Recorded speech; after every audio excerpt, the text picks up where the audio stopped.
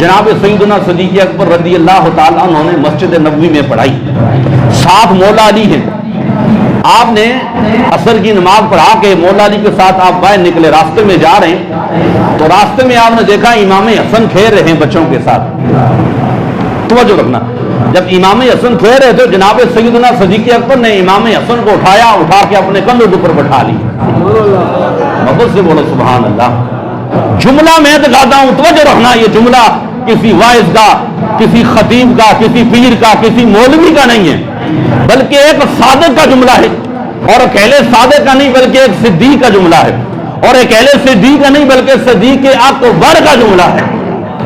اب جملہ سننا، جب کندھے پہ اٹھایا نا صدیق اکبر نے، جو جملہ ارشاد فرمایا بی ابی، اللہ کرے آپ کو سمجھ ہے کیا، فرمایا بی ابی، فرمایا حسن تجھ پر صدیق کا باپ قربان ہو جائے۔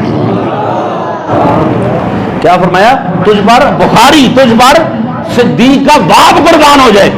آگے الفاظ سنیں، فرمایا شبیہ بالنبی لیس شبیہ بعلی، فرمایا او حسن او علی، یہ بیٹا تو تیرا ہے، اللہ کی عزت کی قسم بیٹا تیرا نظر آتا ہے، لیکن اس کی صورت میرے مصطفیٰ جیسی نظر آ رہی ہے۔ یہ صدیق اکبر